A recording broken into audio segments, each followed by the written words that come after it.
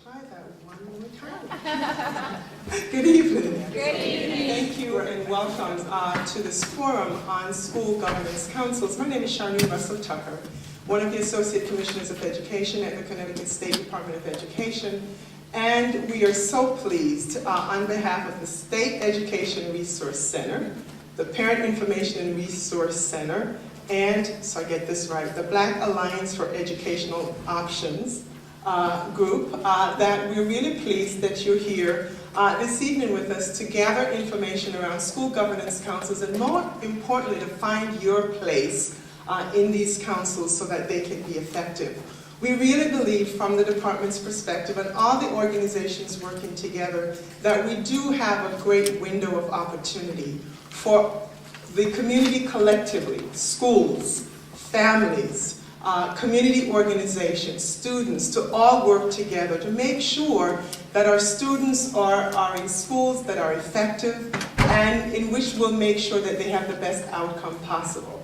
And so with that spirit that we're all gathered so you can get some information about the legislation as it is written, and also for families and folks in the room to come together and talk about how you can participate to help to make a difference on these councils. So I welcome you, and now I'll turn it over to my colleague here, Danielle, who will also welcome you to New Haven and this forum. Good evening. My name is Danielle K. Smith, and I'm the founding state director for an organization called the Black Alliance for Educational Options here in Connecticut. And we're especially pleased to be one of the participating sponsors for the event tonight, in part because this law represents the work collectively of many advocates across the state. And so what I would hope that we all take with us and sort of use as our frame going forward in this conversation is the enormous power of sort of the collective work that parents and other educators, community stakeholders, and ultimately representatives in the General Assembly all sort of brought together to form what we have now as this legislation that allows for this incredible opportunity to increase the level of engagement of parents and community stakeholders. So tonight we're going to hear a lot about the specifics of the law, and there may be other questions, but the one thing that we can take with us is that this means that if we could produce this where there previously was not this legislation, then that certainly means that we can work for ways to continue to strengthen it over time and to make sure that it works most effectively for those advocates, for those parents and children who were in mind when advocates first called for these councils in the first place. I also just want to make sure that I identify a couple of folks in the room. One, we have Representative Gary Holder-Winfield with us, and he was incredibly important in making sure that this law came about, as well as the other members of the Black and Puerto Rican Legislative Caucus. And I also want to identify Paul Wessel, who is with us, who is the Executive Director for Connecticut Parent Power. So it's really great to have this be a conversation in which advocates and those who represent them can be part of thinking about what this means for our families and communities. So welcome, and thank you. As Danielle said, we'll talk some about the specifics of this new legislation, and then my colleagues from New Haven will say a few words about the model of school governance councils that's currently in New Haven. And we're learning as we're working with different cities in the state that many of our cities are not starting from scratch. They have some school governance types of councils in place. They might be slightly different than the state law. And so we're working our way through what communities currently have and how to be in compliance with what the state law is asking us to do. After we quickly talk through that, we'll have some facilitated dialogue by my colleague Eva Kennedy from the State Education Resource Center, and a chance for you all to talk to each other and with us. And we really want the bulk of this evening to be around dialogue. And one of the things that this is our third opportunity to do this kind of a meeting, and we always leave with many good questions. Some of them we can answer, some of them we can't answer, as this is a new piece of legislation. But those questions we can't answer, we take them back and we find answers. And on our website at the State Department of Education, we're posting a list of frequently asked questions with answers. So don't be frustrated if we don't have all the answers. That's part of the journey, part of the process of exploring this new opportunity. And I want to say, personally, I think this is a fabulous opportunity for Connecticut schools. It's impacting our lowest performing schools, but it is a model of parent and community participation that's very exciting, and we're encouraging other schools to take a close look at it, even if they're not, quote, on the list. So tonight we're kind of low-tech, as you probably discovered. We're going to be using handouts, and I'm just going to walk you through some PowerPoint slides, and I'll try to communicate what slide it is I'm talking about. So first of all, the purpose of the school governance councils is to enable parents, school staff, and students to work together with the school to improve education for all of our students, especially those in lowest performing schools. And just a note that this piece of legislation was part of the state's overall school improvement legislation that was directed at closing the achievement gap. And so the bottom line with this work is we want to see more opportunities for students, all students, to achieve at very high levels in Connecticut. I'm on the next page. The schools that must create councils, there's 2 deadlines looming. One deadline is January 15th, 2011, and the other is November 1st, 2011. So there's a list of schools that have to have these in place by January, and they're the schools that are in the lowest 5% of our state schools, and they also failed to make adequate yearly progress at the whole school level in math and at the whole school level in reading in 2009. So that's the January 15th group. There's a group of 14 of those. Then the group for November 1st, they're not the 5% lowest group. They're everybody else, the other 95%, who in addition failed to meet adequate yearly progress at the whole school level in math and reading. So the schools that, and I believe we passed out the list, I believe those were part of your handouts. We have a process for calculating that, and I won't go into any detail. I understand from my data colleagues it was like a 23-step process to calculate the list of schools, and you have those. And just to answer a question we have gotten a few times, if a school was on that list because of their performance in 2009, if their performance improved in 2010 and they made, quote, safe harbor, do they get removed from the list? No, they don't. We don't have a provision in the law that allows us to do that. So it really is just based solely on that performance in spring 2009. In addition to the lists that are on the schools that are on the list, we're also encouraging schools to take an early implementation option if they'd like. So some of those schools that are slated for November 1st, there's no requirement that they wait till November 1st. They could implement their councils sooner. And in addition, any school in the state, any local board of education in the state that would like to implement a school governance council certainly can, and they may use this model or they may use another model. Now I'm looking at the next slide on membership and selection process. So who is on the council? Well, the law is very specific about the membership. There's to be 7 parents or guardians, and they're to be elected by the other parents or guardians in that school, with each household having 1 vote. And so if there's several parents in a household, they somehow have to caucus and decide how they're going to cast their 1 vote per household. So we have put together some election guidance procedures to help schools in doing this. Also on the council, 5 teachers, and they're to be elected by the other teachers in that school. 2 community leaders are on the council, and they get, there's a 2-tier election process. So first, the parents and teachers are elected, and once they're in place on the council, then those are the people that elect the 2 community members to be part of the council as well. The principal is a member of the council, although non-voting, and at the high school level, there's 2 student members, and they're also non-voting. Everybody has a 2-year term, except the high school members have 1-year terms. The council responsibilities are largely what you might expect. The councils advise in a number of areas, and we have looked very closely at the law, and we do underline that word advise. The responsibilities of the council are to assist and participate in decision-making, but the sole decision-making does not rest with the councils. They advise the school leadership, and in the following ways. They look over student achievement data and analyzing how students are doing there in order to make recommendations about changes that might be made. They look over the draft budget and again, with an eye towards making some recommendations for the principal and to submit them to the superintendent. They can participate in conducting interviews and hiring the school administrator. They can assist the principal in making other programmatic and operational changes in order to improve the school's achievement. So their responsibilities are very broad.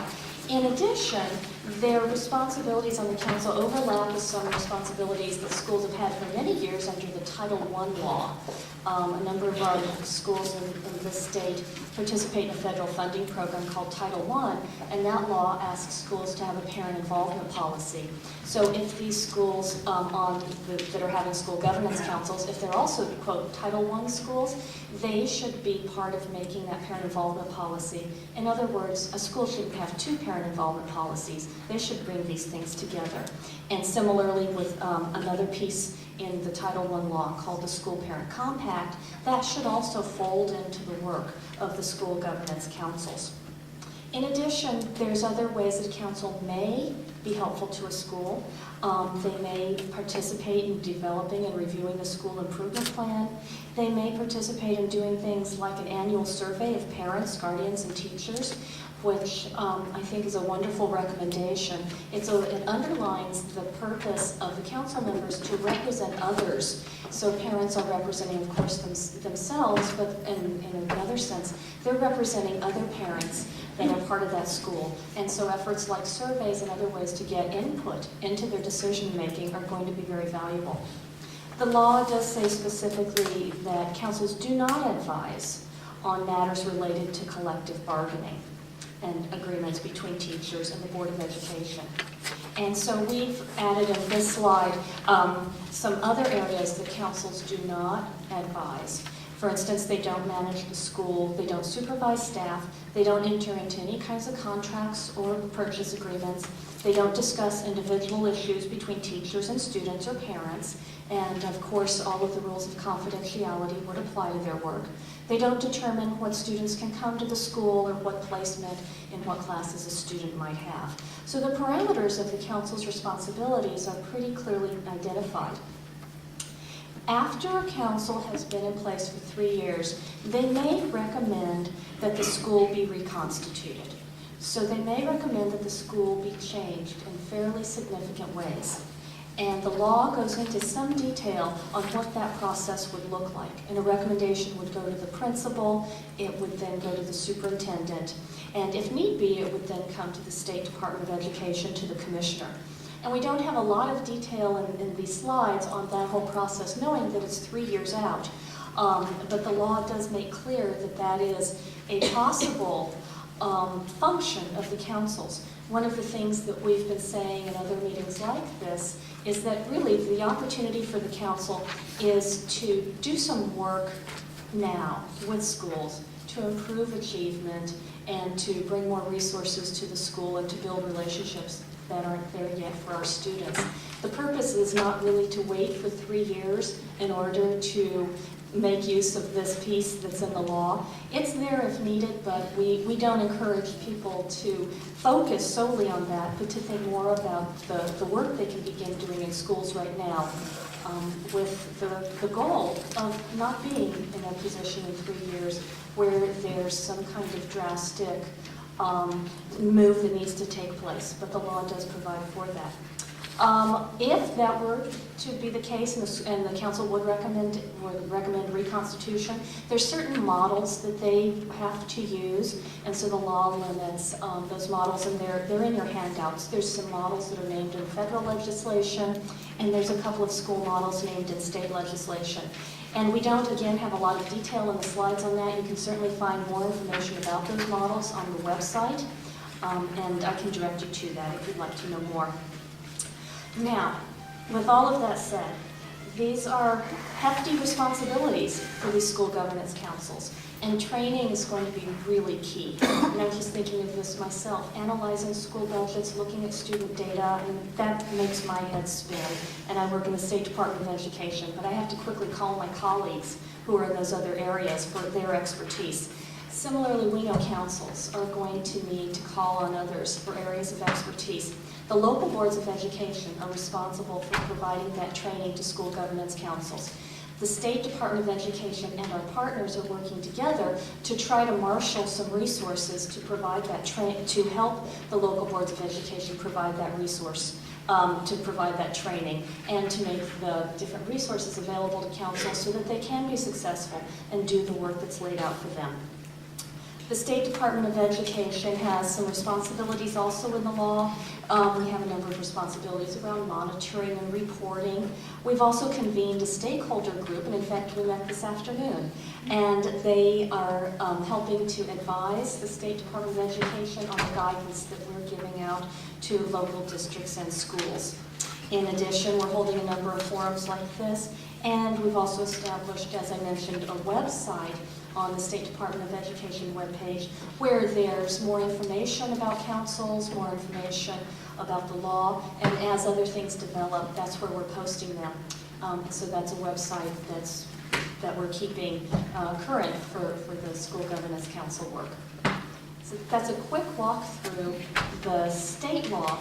I think what I'd like to do is turn it over for a little bit more detail on how the state law interfaces with the work that's going on currently in New Haven. Good evening. I am Faye Brown. I am on faculty at Yale University, where I work with the School Development Program, or for many people here in New Haven, you know it as the Comer Process for Change in Education. I'm here not because we are a part of this law, but because we work with New Haven schools, not all the schools all the time, but over the past 3 years in particular, we have been doing a renewal in several New Haven schools. And we work with these schools in helping them to set up their school planning and management team, which looks similar to this council that you've heard quite a bit about. And so we were asked to be here this evening. My colleague, Sheila Brantley, and she'll introduce herself further. We were asked to be here to kind of give you a little bit of explanation about how these teams are similar and how they are different, so that you can have a better understanding of what some New Haven schools already have in place. New Haven has the resource of Comer right here, and therefore for a long time, they might be ahead of the curve than some other schools in the state in terms of having a school planning and management team in place. I'm going to ask my colleague to talk a little bit about the composition of the school planning and management team, and then I'll come back to talk a little bit more about some similarities. Thank you. Good evening, everyone. It's wonderful to look out and see familiar faces, parents, and administrators, and teachers, and friends. I work in New Haven as a teacher on special assignment, working with the Comer process. I am the district Comer facilitator. So my job means that I go into the schools, I work with parent groups, I work with teachers, I work with students, I work with administrators, I work with teams, I go to a lot of meetings. And part of that's the job part, but I'm also involved in a very exciting time in New Haven, and that's school reform. I sit on working committees of school reform, and I find it very exciting what we're doing in this district, and I'm very proud of it. And to have this opportunity to also work in helping schools and look at how you can form different teams, it's a very important opportunity. So when we looked at you heard the composition of the school council. This composition of the school planning and management team, and we'll talk later, that it has sometimes a different name, it's more concerned about the function of the team, is that it has parents, administrator, teachers, usually from each grade level or discipline, paraprofessionals, community members, custodian, security guard. You have a large array of participation because the piece that drives this team is the collaboration across constituencies. And so and the union rep too, that's another part of this team. So that's how the composition changes a little bit from the way the council is set up. In terms of some of the differences, one of the things that you've just heard about the council is the whole aspect of members being elected. Now, when you're a member of the SBMT, it's more of a volunteer position as opposed to an election.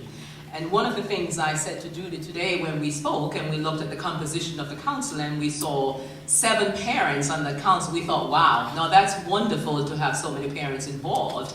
And you know, I'm looking forward to seeing as many parents as 7 or even more be a member of a council or a team. Because as you know, there are times when it's not easy for parents to be there, to be as involved as parents very often would love to be involved in schools. And so because we've known that, one of the things that we have suggested over the years is that schools really try to encourage parents to volunteer to be a part of the school planning and management team so that their voices are heard. Because we don't believe that the school staff alone, including the principal, can do everything. We believe that parents bring a set of information to the table that nobody else has. Parents know their kids, and you know that as parents better than anybody else. And even when the adults in the school or the educators in the building want to believe that we know the kids best, the parents, they know that you know your kids better than anybody else. So it's wonderful to know that parents will be a large part of this group. And I look forward to seeing as many parents as possible be involved. One other point of kind of difference is the whole notion of voting. We have all come to understand when we work on teams or we are part of different organizations that when an issue is put on the table, there is an opportunity for vote. We very often hear those in favor say yay, those opposed say no or nay. In the Comer model, one of the things that we try to help schools to do in whatever teams they form is to try to come to consensus. Let's come to agreement about what we believe as a group to be in the best interest of our kids. And that's at the heart of the Comer model. What is it that we believe as stakeholders in the school really is in the best interest of all the kids in this school? And one of the reasons why we have tried, and we're going to be working with the schools that we work with, that have these councils to try to help them to do even as they're voting, is to also help schools to understand the process of coming to consensus. Because sometimes, it doesn't happen all the time, but sometimes when we vote, what tends to happen sometimes, is that the people who they got the yays, when the yays win over, the folks who fall in the category of the nays, depending on the issue on the table, they tend to take the conversation to the parking lot. And we call that the parking lot conversation, where we feel like, boy, if they had only listened to me and go the way I wanted, then I would participate. But the fact that they went their own way, now you know I'm not going to participate. And so sometimes people's feelings get hurt when they're not heard, when they feel that they're not listened to. And when that happens, we act as human beings tend to act. We act hurt, and we take it to the parking lot. So we try to act through the process of consensus, and it would take me the whole evening to explain that to you, but it's really having the group really come to agreement again about what's in the best interest of our kids. Also, Dr. Carson said that the council was designed for low-performing schools, but they also suggested other schools have this process. SPMTs are in all schools.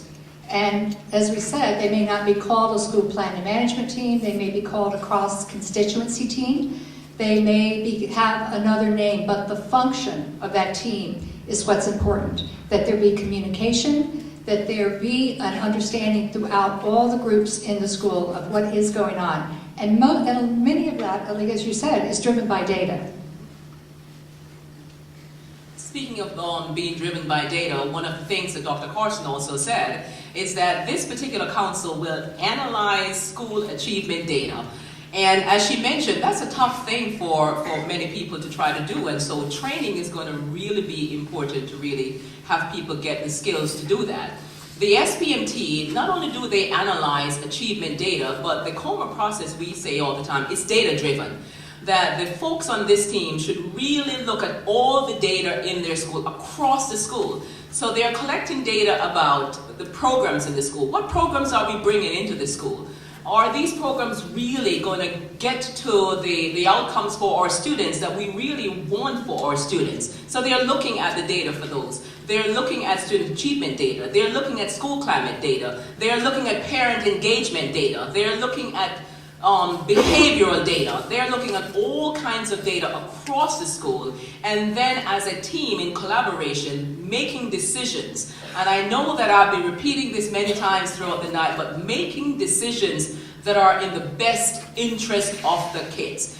Best interest of the adults, yes, but we really are focusing on what's in the best interest of our kids. What is it that we want for our kids? We don't want just kids to learn math and English and learn how to solve those kinds of curriculum kind of problems. We would like our kids to grow up to be good citizens of the world, to really be lifelong learners who you want as your neighbor and I want as my neighbor. And so one of the focus of the schools with which we work is really about what kind of support are we providing for the development, the holistic development of our kids. And so we help the members of the SPMT to understand the concept of development and how they integrate understanding of development into everything that they do in the schools.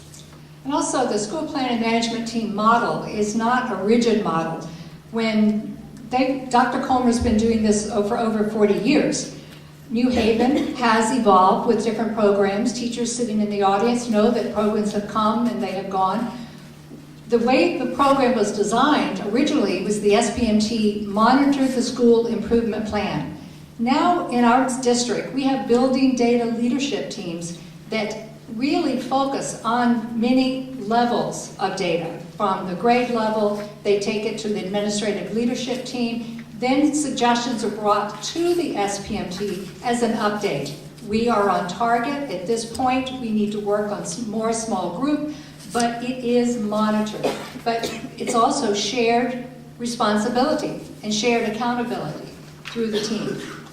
And I think for us, one of the takeaway messages for the evening, because we know we would love to stop here and allow for the small group and so forth, one of the takeaway messages for us is just to say that Mrs. Brantley alluded to this earlier, that we at the School Development Program, Dr. Comer and the rest of us, my colleague Cynthia Salva is sitting right over there as our Communications Director, we are not hung up on the name of a team.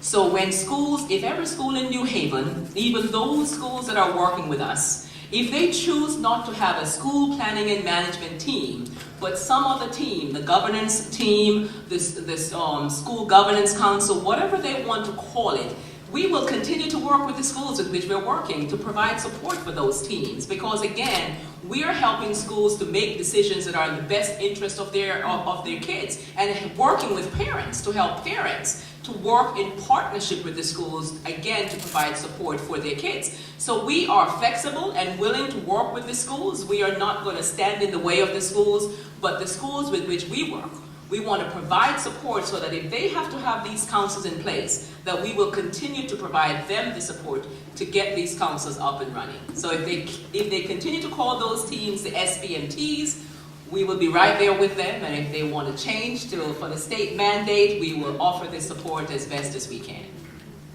And in one difference that was noted is that the administrator sits on the team of the council but does not vote. In our process, we value the input of the administrator of the building because we know that that administrator brings in information that sometimes the teachers are not aware of, the community is not aware of, but it's a directive from the state or from the administration from central office. So it's really important that the administrator sits on the team. And the administrator also sits on the team with a style of shared leadership, accountability and shared responsibility. It's leadership capacity building that's present, and that's something that helps to drive the team. Maybe similarities, we could talk about some of the pieces that are... Well, one of the things, we've given you a handout, and in the interest of time, we would just kind of defer to Judy now, and so that we can move forward. But we'll be here to answer any questions that you have, even as you look at the sheet and look at some of those similarities. Thank you very much. Thank you. So I think what I will do is I'll turn it over to my colleague Ingrid Kennedy. There you are, Ingrid. And it'll be a chance for all of us to have a little bit more discussion.